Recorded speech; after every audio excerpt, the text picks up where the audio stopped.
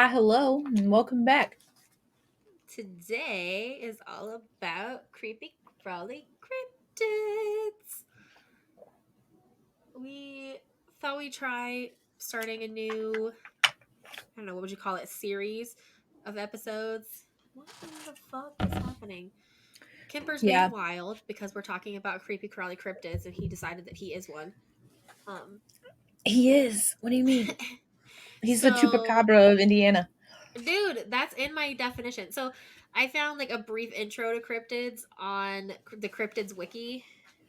Um, So, cryptid is defined as an animal whose existence or survival is disputed or unsubstantiated.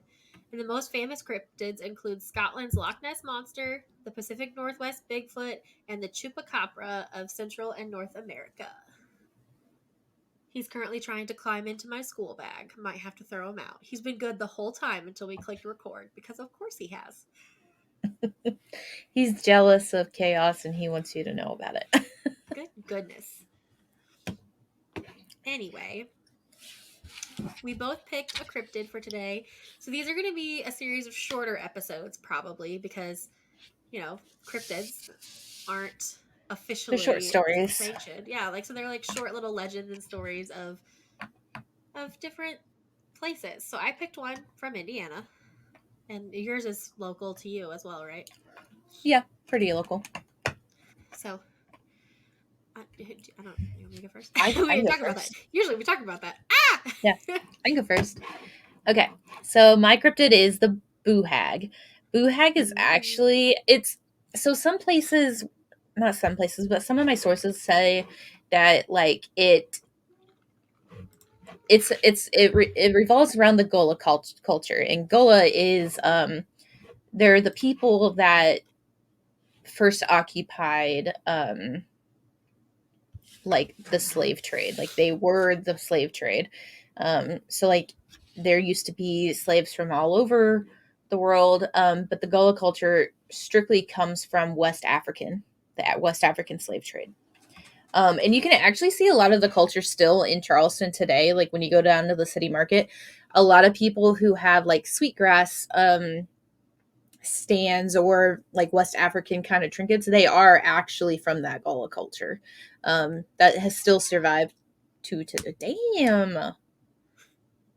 Bruh, I I don't am know what's talking. happening. Kimber.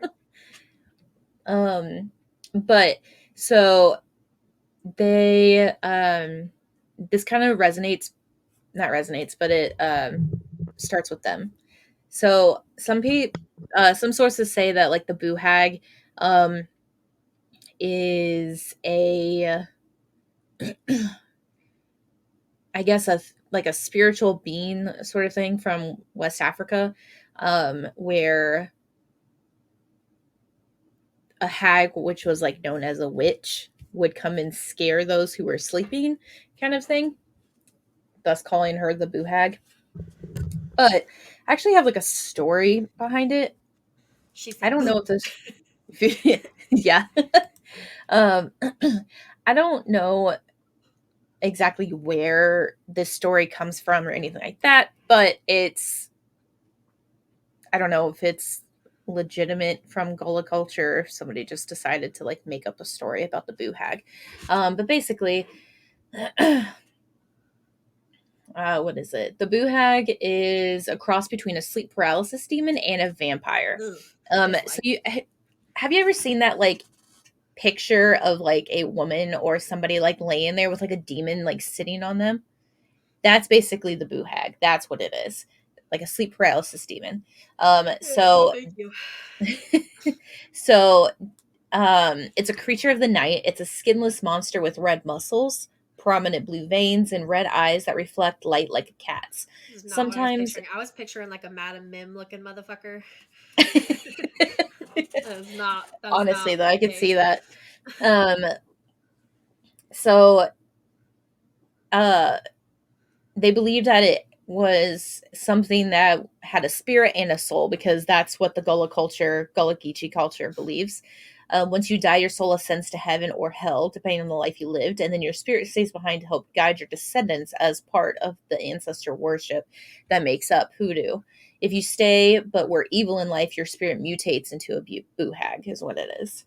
Oh. Um, yeah, so sometimes it's depicted with flowing white hair, like the hair that grows on corpses that led many older generations to believe the vampires were coming from the dead to feed. Hair and fingernails seem to grow on corpses just because like the skin recedes with like Your as it fingernails really do, dehydrates. don't they? For like a certain amount of No, time. they might a little bit after, but most of it will appear as if they're growing because the skin, as the skin dehydrates, Uh, it pulls back the skin, which makes it seem like it's so longer. it And looks like they're growing, but they're not yeah, so actually. it's kind of like an optical illusion. I mean, Okay. they probably did grow a little bit, but not like to that extent. I kicked him But out. I kicked them out, and you can still hear him. I didn't even hear anything, but I was also talking, so I have no idea. Um, so they basically use witchcraft and evil magic to wreak havoc on like innocent people while they The sleep. boo hag did. Yeah, the boo hags. Okay. Okay. Um, so it often will cloak itself as a human during the day, and at night that's when it sheds its skin and then goes out and then does boo hag activities. It's like a Um, gentle silky. yeah. So there's actually like a saying among the Gullah that says like don't let the boo or don't let the hag ride you because oh, what is it? It it'll sit on your chest or it'll ride you throughout the night, which is sometimes why you like wake up extremely tired because like it takes your energy. And it feeds on your life force and subjects you to nightmares. So they um are known to do that. So if you're lucky, you might wake up extremely exhausted, which is sometimes a sign that the boo hag has like come to you because they've slept with you, but you've gotten no rest. Um, and then the most unfortunate with the boo hag ends up with you waking up with the creature still on top of you. Oh yeah, no, If you thank try to you. escape or attack it while it's feeding, it will steal your skin for its next disguise. Um, so yeah, and it's based on the Gullah culture, not based on, but based around like things that have happened in the Gullah culture. And then it um is actually, I don't know, I think it's kind of cool. Um That's so horrifying. then let's see. There's a couple of ways to like to kind of protect you from boo hags. So uh they can get into your house through like small openings or cracks or crevices, or even a slightly open window or a hole in the wall. So once it's inside, they'll sit on the sleeping victim's chest and steal their breath, or more specifically, their energy. It'll ride its victim all night long, then sneak away before dawn to return to its skin. If it can't get back into the skin before the sun comes up, it will be destroyed. So there's a few warnings. First, the air will become very hot and damp, and then the second, the air will smell like something is rotting. If you've woken up exhausted with those two other things, there's likely chance that a boo hag has visited. Um, excuse me. That scared the fuck out of me. Um, so boo hags are not without their weaknesses, though. So here are some things that you can do to kind of protect you from that. First, just like any other evil spirits in Gullah culture, they are repelled by indigo blue. If you go outside and paint the tops of your window frames indigo blue, boo hags won't be able to get through those windows. Salt, too, is a good boo hag repellent. A salted hag can't get back into its skin, but it's difficult to salt a hag, especially since you can't just run around pouring salt on people we deem suspicious. Why not? You salty bitch.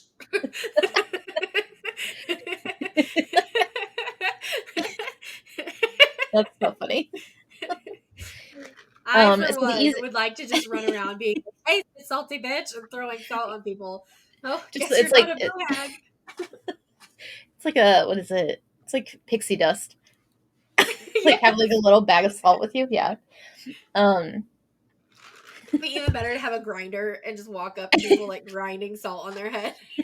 what are you doing? I'm seasoning you, you salty ass.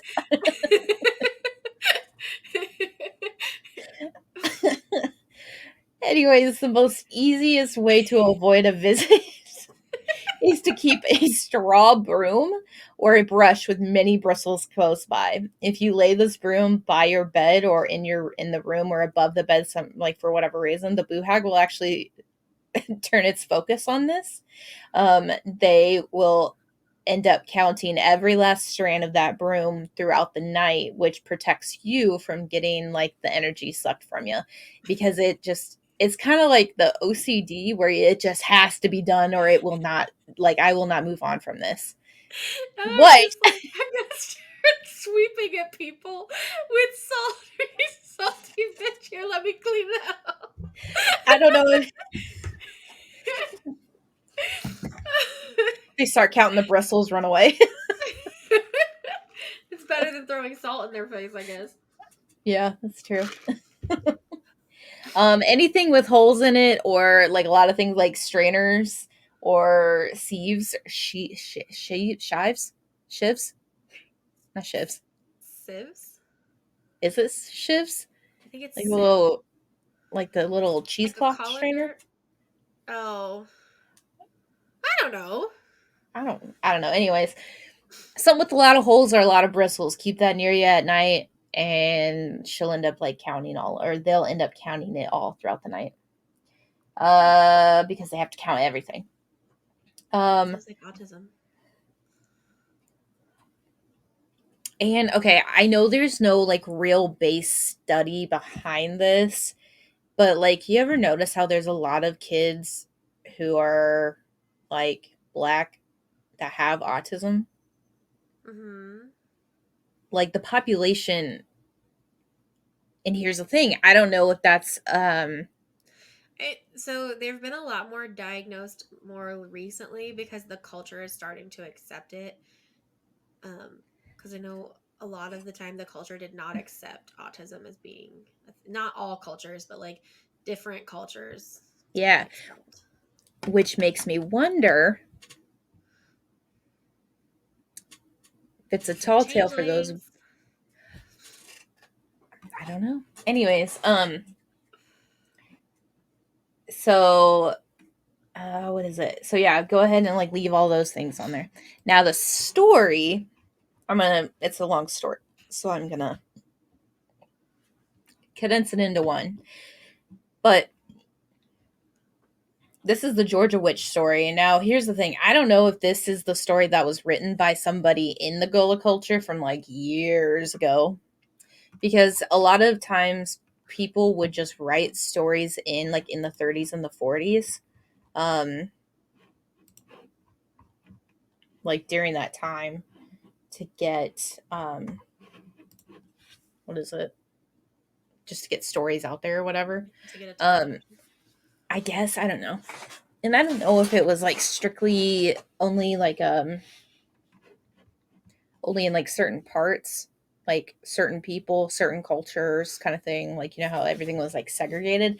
I don't know if this Right. was like strictly for the Gullah culture or what, but um it's just a Gullah folk tale from Georgia, I guess.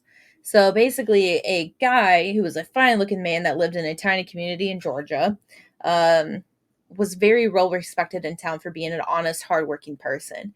So he wasn't wealthy, but he was a nice enough living, doing all the handiwork that he was great at. So he was getting close to marrying age, and he was being pursued by many women in town. There was a mysterious young woman, though, that he laid eyes on who lived alone in a small cabin on, like, deep in the marsh. So, kind of far away. She was incredibly beautiful, with long dark hair, smooth skin, and piercing green eyes. He became, like, head over heels for her. And a lot of people around was like, she's strange, don't go near her. Um, like set your sights elsewhere, but he just couldn't get her out of his mind, so he continued to like go for it and go for it. And she like never truly acknowledged him, did but didn't. um but she also didn't do that with anybody else in the town. So he was just like, I need to like talk to her. I need to ask her out. So after several months of watching her like do her day-to-day stuff like throughout town, he finally gets the gumption. He's going to go to her cabin and call upon her. So he is very nervous, and he tries like saying, "Hey, I don't have a water jug. Can I please have water? I'm thirsty." And so she's like, "Yes, please come in. Um, come in here, do this, all of that." Well, he like stayed for dinner. She made him food, all of that, and before he knew it, they were married. So they got along really well Oh, for there a it few months. is. Yeah, they got along really well.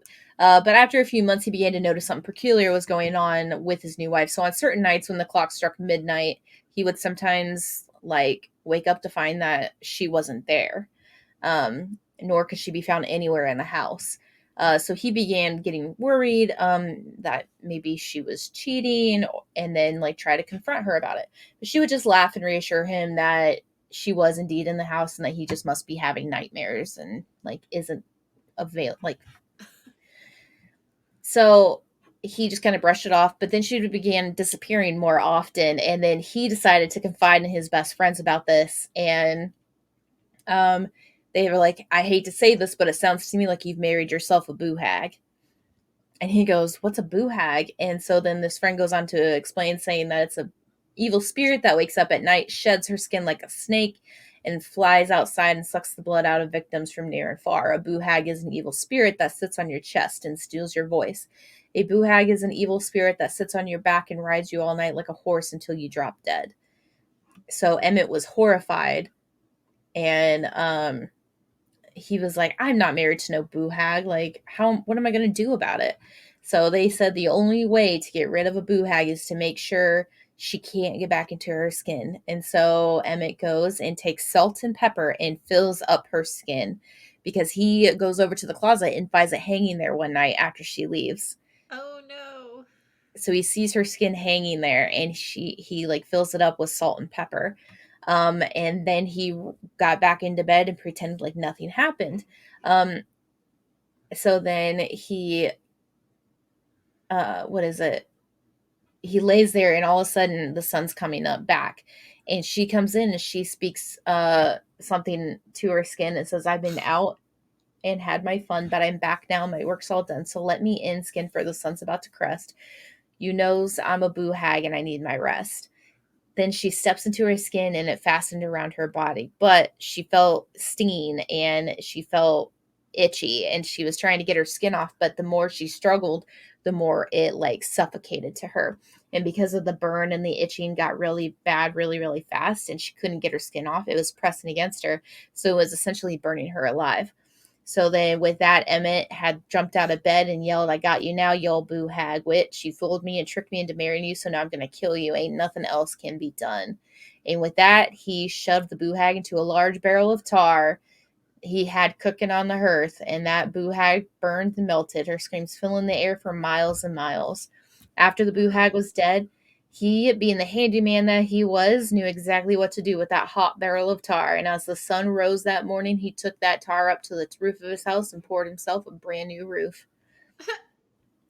And I got it graphic. says, yeah, so all of you nice, hardworking, fine looking young men out there, the next time your eye is caught by a beautiful young girl, you'd better get to know her before you marry her, because one day you too may wake up late in the midnight hour, roll over in bed, and find yourself sleeping next to the boo hag. The end. So, again, I don't know if that story Is like was like a tall real. tale. Right. Yeah, but I Interesting. enjoyed it. So, yeah, it's pretty local to the Carolinas and Georgia, because this is where like the West African slave trade kind of like ported. You found a lot more about yours than I did about mine. So there's not as many like actual stories about mine. It's Hmm. more like the Bigfoot where like there's just been like people have seen it. So I picked the mud mermaids of Indiana slash like they're in the Ohio River. So like the two sources are Ohio newspapers. Um and this happened in 18 the last sighting, or well, not the last sighting, but the most famous sighting was in 1894. But two Ohio newspapers reported the sightings of this creature on the Ohio River near Vevey, Indiana. And they called them mud mermaids because they took up residence on a sandbar in the Ohio River. Um, these are not Ariel. They are not your little mermaid. They are not cute or pretty or anything. They're kind of terrifying. And if you look up um, mud mermaids of Indiana, you will find a picture or an artist rendering. Um, the Cincinnati Enquirer, which is one of the newspapers, reported that the creatures were about 5 feet in length, yellowish in color, and the extremities resembled hands and are webbed with sharp claws. The mermaid was devoid of hair, but had ears that were, and this is in quotes, sharp pointed and stand up like those of a dog. So terrifying. They're not cute. They Ew, they're disgusting looking. did you look it up? Yeah, I did. Yeah, they're not cute at all. They're very ugly. Um and a Pennsylvania newspaper described them as about 4 feet high and covered with a light coat of chestnut colored hair. Um so that's kind of what they look like. They are supposed to eat mainly like frogs and fish. They don't seem to show a lot of interest in attacking humans, um, and have been reported as being easily startled, and like shy. They don't like people a whole lot, but they do have those sharp teeth and claws. So I don't know. Mm. Um, but they do run and swim at high speeds and let out screeches and yelps when pursued. So leave them alone. Stay away. On Reddit, S Stokes 2746 said 2 years ago, I live in northern Indiana and they have we have urban legends of mermaids in Lake Wawasee. So potentially there as well. Um, According to a story shared by Mysterious Universe, a Confederate captain from Kentucky by the name of J.M. Ozier were said there were two of the creatures. One appeared to be male, the other female, and he saw and had been menaced in quotation marks by the male, but there are no additional details saying why the creature became aggressive toward him. So they can be aggressive, I'm guessing, if they feel threatened, but they are not. Typically, they would rather run away like most wild animals than come towards you. And they're ugly. They ugly. So there's that. But yeah, that is all that I could find. That's why I was like, this is going to be a really short episode Dang. because everything that I found about cryptids in Indiana, because that's where I started, um, there just weren't any. Like, or if there were, they had like a little paragraph about them. It's because Indiana's boring. It really is, and I feel like um, some of the like older countries are going to have better cryptids, and maybe I was searching the wrong thing. Maybe I need to search urban legends. I don't know, Oh, yeah. but I did. I did find the mud mermaids, and I thought they were kind of interesting. And also, like, whenever I think about cryptids, my like logical brain is like, okay, so what did they actually see? And Yeah. I'm like, I feel like in this particular case, like, was it just a dog? Like a really wet dog? Because it says that it yelps and runs very fast with ears that stand up like a dog and webbed feet with sharp claws. Well, my dog has webbed feet and sharp claws. Like, so, like, was it just a dog? swimming in the Ohio River and somebody didn't recognize it as such. I don't know. Actually, that makes perfect sense if you ask me. Right? There's not really a good answer for the boo hag thing, but the mud mermaids, like, I feel like it could have just been a dog. Just like when people are like they saw Bigfoot, like it could have been a bear or a gorilla. Or speaking of gorillas, have you seen? No, stop. Okay, have you seen the TikTok of Shaq? Um, he's like on a podcast, but he's talking about how he always goes to the zoo and the gorillas freak out. You'll have to Google it. It's hilarious because he even like to prove it, he goes to like I don't know one of the more famous like San Diego or San Francisco or something zoo, and like the people take him into the back and the gorilla like squares up. He's like, "Hey bro," like coming at Shaq. You 7 foot tall bitch. Right? I'm a 2 ton animal. Yeah, it's funny. So, I just saw that last night and I thought it was funny. So, and it kind of relates, kind of, not really, but kind of. That's funny. I love it. Cool. Well, But there yeah, you go. First episode of Cryptids. cryptids. Cryptids. Creepy crawly cryptids. Yeah. Okay. That's it. Well, until next time. Bye.